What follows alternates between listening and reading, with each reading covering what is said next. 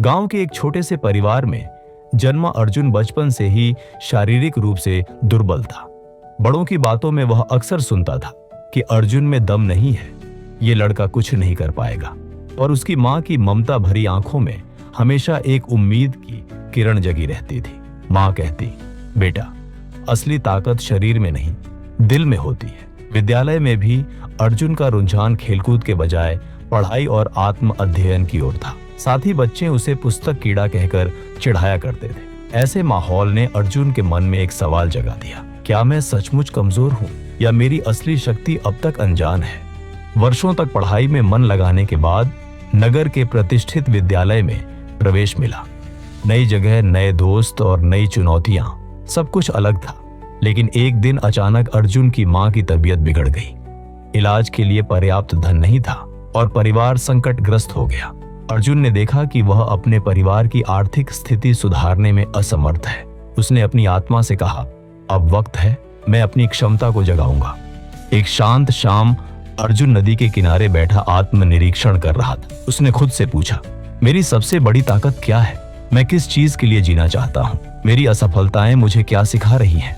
इन सवालों ने अर्जुन को भीतर झांकने के लिए प्रेरित किया। वह जान गया कि उसकी असली शक्ति केवल किताबों में छुपी नहीं, बल्कि उसकी लगन, धैर्य और सकारात्मक सोच में थी।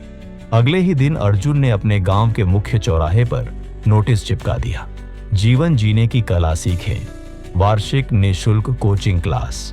यह क्लास उन सभी बच्चों के लिए थी जो आर्थिक तंगी के कारण अच्छी पढ़ाई नहीं कर पा रहे थे। शुरुआत में केवल 2-3 बच्चे आए, लेकिन धीरे धीरे संख्या बढ़ने लगी। अर्जुन ने देखा कि जैसे जैसे वह दूसरों को पढ़ा रहा है, स्वयं में आत्मविश्वास की लहर आ रही है। लेकिन सफलता की राह पर बाधाएं भी कम नहीं थी। कुछ गांव वाले कहते थे, ये शहर का पढ़ा लिखा लड़का क्या जानता है यहाँ की समस्याएं? विद्युत कटौती, किताबों की कमी और आर्थिक तंगी ने कई बार क्लास को बंद कर दिया। पर अर्जुन ने हार नहीं मानी। उसने शाम हो या दिन मटमैले चौराहों में बैठकर मिट्टी के चाक से लिखना शुरू किया। बच्चों को पास पास बैठाकर वह धैर्यपूर्वक पढ़ाता रहा। एक दिन गांव के प्रखंड कार्यालय से एक संदेश आया, विधिक सहायता शिविर में शिक्षकों की आवश्यकता है। अर्जुन ने बिना विलंब किए आवेदन भेजा।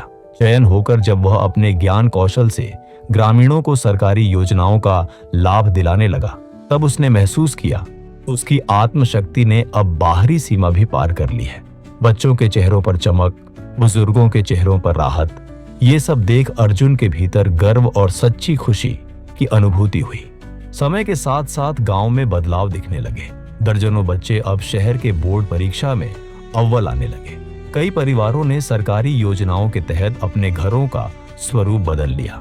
एक सांस्कृतिक कार्यक्रम में गांव वालों ने अर्जुन के नाम पर एक सम्मान समारोह रखा। मंच पर खड़े होकर अर्जुन ने कहा, जब तक मैं नहीं जानता था कि मेरी असली ताकत कहाँ है, तभी तक मैं कमजोर था। विपत्ति ने मुझे खोजने का अवसर दिया और मैंने पाया आत्मशक्ति ही जीवन का स्वर्णिम आधार है। अर्जुन ने अंततः समझ लिया कि विपत्ति हमारे जीवन का एक अनिवार्य हिस्सा है। वे हमें तोड़ने नहीं आती, बल्कि हमें घटा घटा कर उस मिश्रण को बाहर निकालती है जो हमारे भीतर की असली शक्ति है। विपत्ति हमें अपने भीतर कहीं गुम हुई इच्छा शक्ति और साहस का मार्गदर्शन करती है। अगर हम आंखें बंद कर डर के आगे जीत जाते हैं तो हम अपनी आत्मशक्ति को कभी पहचान नहीं पाएंगे। धन्यवाद। अगर आपको यह कहानी पसंद आई हो तो लाइक और सब्सक्राइब जरूर करें और शेयर करें उन लोगों के साथ जिन्हें प्रेरणा की तलाश हो। कोई टिप्पणी हो तो नीचे लिखें, आपके विचार जानकर खुशी होगी।